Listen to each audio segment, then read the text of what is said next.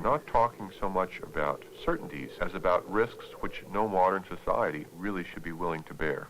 It's almost as though one were playing Russian roulette and there were a 20-chamber gun with 5 different kinds of bullets. One question could be, what kind of bullet is it that's going to get you? It seems to me a more appropriate question is, do we even want to play Russian roulette? Is there an alternative to Russian roulette? Is it possible to produce a stable world?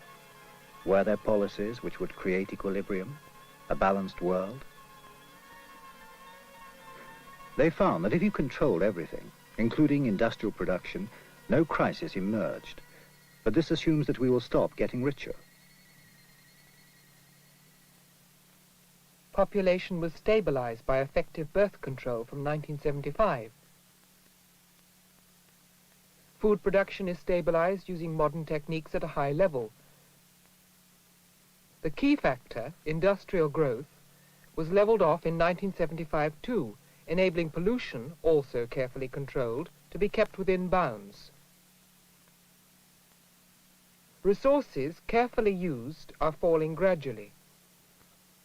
When these are implemented in 1970, we see that the world system is capable of moving into an equilibrium society, a stable state system, which can be sustained as long as we analyze it through the computer. What is being suggested is that the only way to ensure the future for our grandchildren is to stop getting richer. Only then will there be the resources and the unpolluted world that they will need to survive. The classic assumption that economic growth was what society had to do is being proven wrong. It is obvious that our instabilities are caused by this endless attempt to increase output, call it just output. Now, our attempts have got to be directed to looking after people who haven't got anything and to reorganizing our own society so that it doesn't have this built-in instability, which we now have because of the growth phenomenon. But we expect to get richer. Growth promises a better tomorrow. We all, the trade unionists, the politician, the businessman, all expect growth. But because we expect more, we are careless with what we have. Much of it. We junk.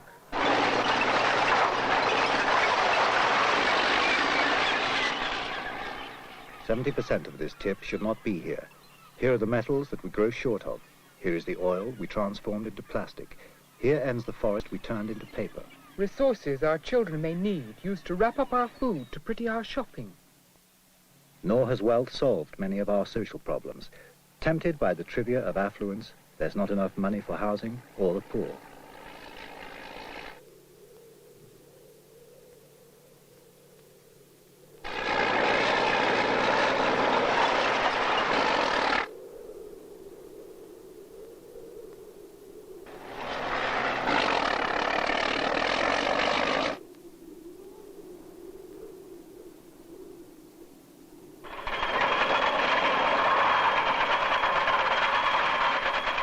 Often old ecologically sound things like soap, wool and glass have been replaced by detergents, synthetic fibers and plastics.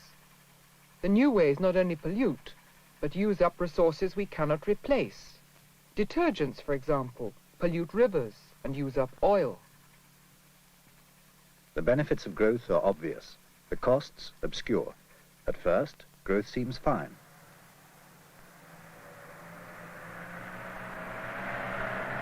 Take the motor car, for example. Motor cars provide an escape route from the concrete cities into the countryside.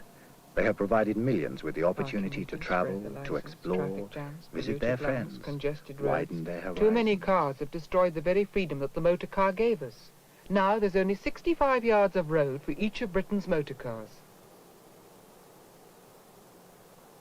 London's motorway plan will cost 2,000 million. That money could house 2.5 million people and build 200 new schools. Lead is a scarce metal. 40% of the world's lead production is added to petrol.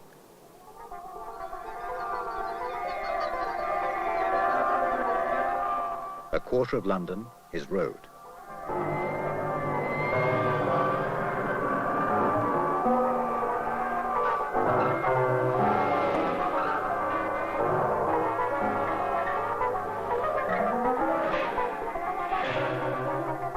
Vehicles produce 60% of our air pollution. Half of our children will have a car accident.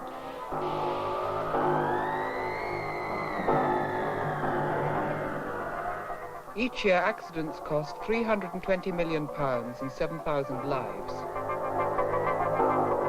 A car driven from Land's End to John O'Groats uses as much oxygen as a man in a lifetime.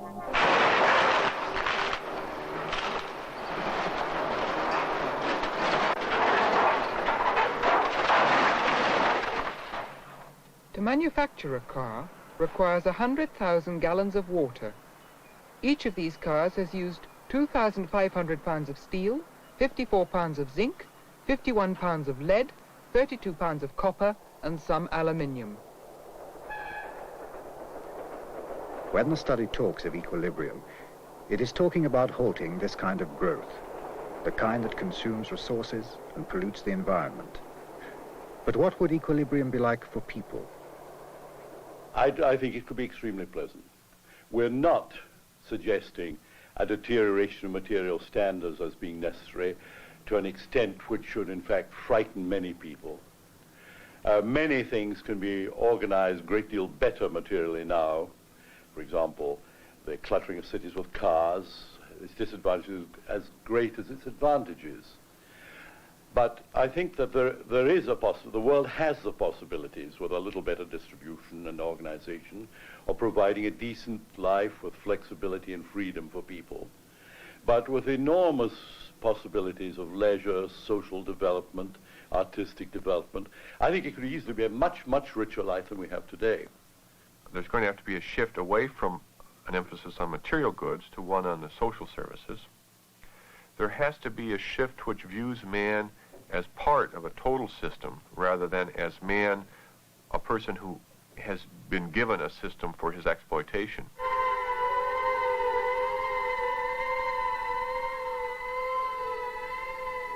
But the idea and dynamic of growth are deeply embedded in society. To stop it challenges some of the basic assumptions we make about ourselves and the world we live in.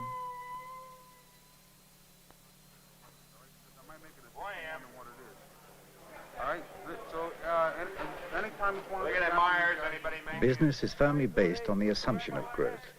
To produce profit, to reinvest, and grow is quite literally its business. Come on, you ain't out, sell 900. Anyone do that? I want to sell 600. 250 for sale. The poor of the world look to economic growth for a way out of their poverty and their starvation. And for us, in the West, it gives us the increasing standard of living we've grown to expect.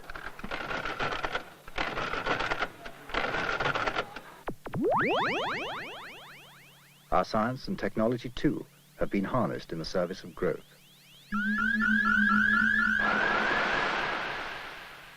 Can such powerful drives, economic and political, social and personal, that support the idea of growth, be redirected?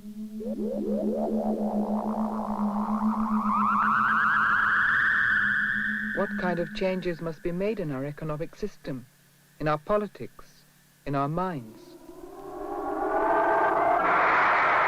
How do we organize the world without growth? What must we change?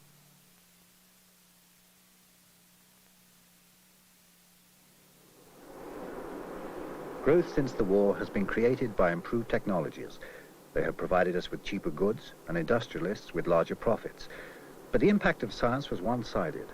Most ecologists, including those with reservations about the study, agree on this. Most of the ecological difficulties that we face in the United States, and I'm sure it's true in Britain too, have developed as a result of technological transformation since World War II. This is the period in which the environmental crisis has become so intense. Now, during that period, the U.S. and I think also Britain engaged in a very intense research program in biology and medicine, of unprecedented size and intensity. And so here we were with an unprecedented research effort in biology, and all the while the biological system on which we depend was being degraded without our being aware of it. Scientists were taking apart the world and looking at the parts. Industry, technology, took that knowledge and exploited it. But nobody was looking at what was happening to the whole system, at what the effect of these changes would eventually be. It was, quite simply, nobody's job. The main thing, I think, is that it's the dismemberment of science into isolated specialties and their failure to develop, so to speak, a complex pattern which matches the complexity of nature, which has kept science rather isolated from a problem like the environmental crisis, where nature exists as a whole.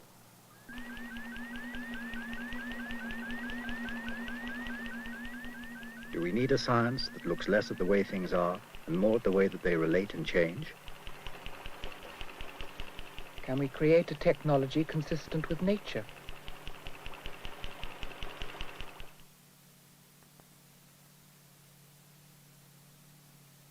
When we talk about shifting to equilibrium, we're not talking about shifting to a state which will lock in the poorer areas to a permanently inferior status. I personally don't believe there's any possibility of having a viable long-term solution which leaves such glaring disequalities. Well, we must expect the third world to fight for their share of the cake. It is completely absurd to think that they are going to stop growing when they haven't got a thing. So I believe that unless the rich part of the world makes a careful plan and begins to spend real money in adjusting the balance between the two, there will be absolute uproar, and I mean physical violence. It's inevitable unless these plans are made. Our development has proved unstable. What form will their development now take? And if equilibrium means equality between nations, does it mean more equality within nations?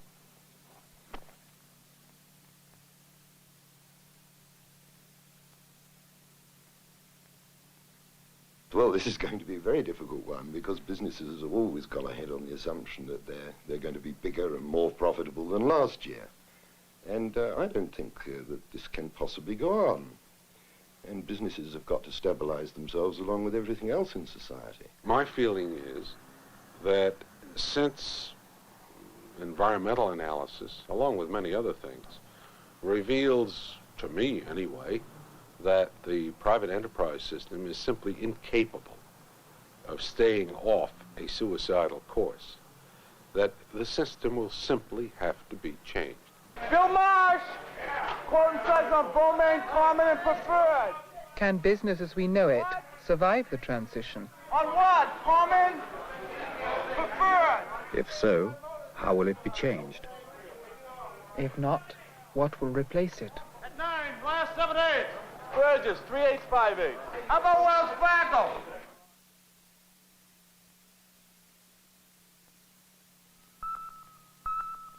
So what do we do about population? How will we control our desires to have children? How do we change the idea that population control is for other people, usually the poor?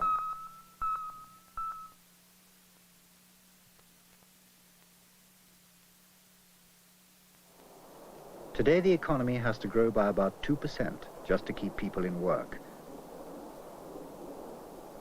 Without growth, there will be less work of the kind we do today.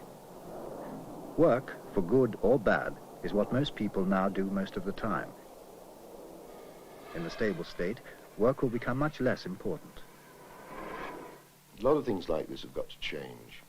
I think that it's high time we gave up the Puritan notion that work is the only good and found ways of organizing society so that people could do more or less what they wanted. After all, automation will take care of work if you plan it that way. There might be more subtle changes, With less work, with fewer children, with different patterns of consumption, family life might change. To conserve resources, things like motor cars and washing machines might be shared by larger groups of people. I'd like to see people experimenting with, communes, things of this kind, because unless we make those experiments, we are not going to be able to adjust to this different kind of world.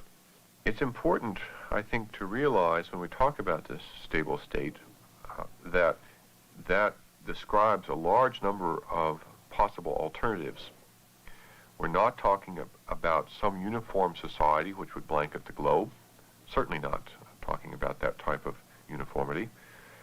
We're talking about a system in which the various balances between material output and population can be engineered more or less to suit the particular objectives of a society.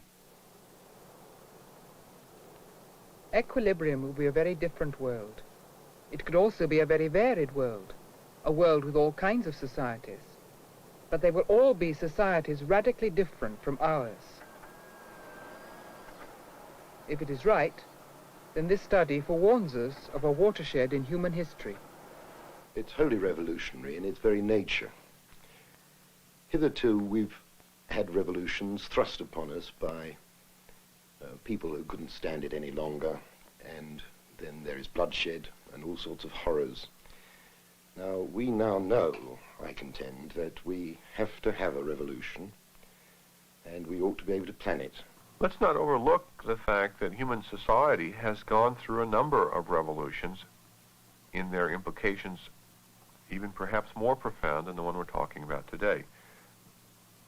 Just at the dawn of history, of man's history, we saw a transformation from hunting and gathering and nomadism to settled agriculture. The impact of that on man's religion, on his institutions, on his view of himself, were enormously profound. The shift from rural to industrialized man has been an enormous change. The shift from a primarily agricultural to a primarily urban population has had an enormous impact. Our own society reflects its origins, the Industrial Revolution. That revolution molded our institutions, changed our politics, and shaped our lives. The Stability Revolution, the Equilibrium Revolution, whatever future historians choose to call it, will also shape and change the way we live.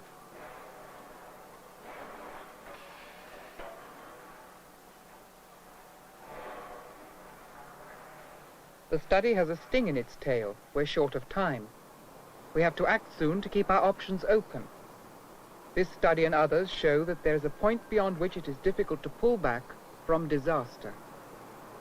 Now, I'm a layman, but I've received a lot of scientific evidence, and my impression of that evidence is clearly that the decisions which man takes in the next decade or two, this coming generation, are really going to determine his future. So many of these things are going to be difficult, if not impossible, to reverse if we are not prepared to face them and to reorient our activities and our attitudes on a global scale.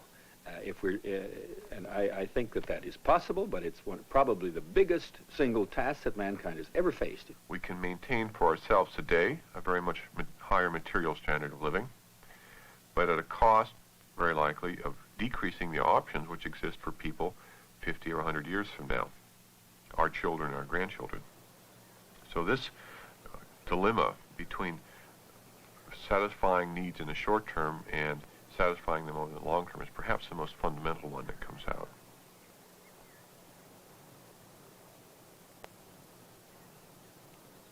If that is the case, then what can we do now? It's important that everyone should have a concept of the world as a whole and should avoid as far as possible bringing up their children in any sense of local patriotism, nationalism, and parochialism. It's important for you, I think, to realize that you have really the right only to have 2 children, to expect that you're going to have to make short-term sacrifices if they're to have a decent environment and the resources necessary to pursue the kind of life that they should have. First of all, inform yourself. First of all, become interested. Then let your political leaders, both locally and nationally, know that you're interested and show them that you're informed. then look at your own habits as consumers, as producers, and the things that you do in your daily life, and ask yourself what effect they're having on the whole problem. Are they making a positive contribution, or are you part of the problem? Is it necessary to buy the kinds of products that you do? And isn't it possible, perhaps, to use them somewhat longer and slow down the flow of material goods through your household? This transition from the present type of society for the new society, which will be balanced with its environment and within, depends on all of us, on all of you. And that will require political action.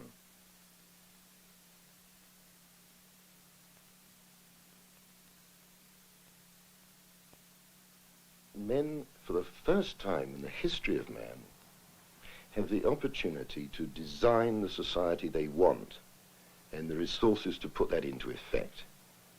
Now, that is the guts of the matter to me. We have to think out just what society do we want. We can have it, you know.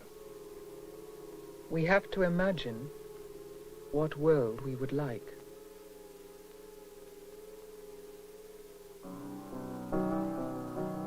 Perhaps, it seems, our children could live our dreams.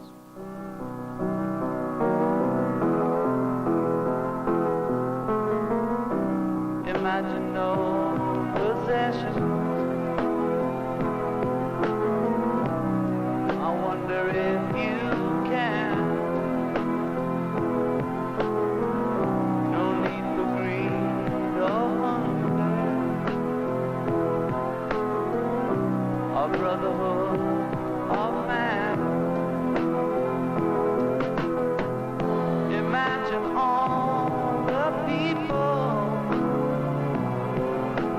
sharing all the world. You may say I'm a dreamer, but I'm not the only one. I hope someday you'll join us, and the world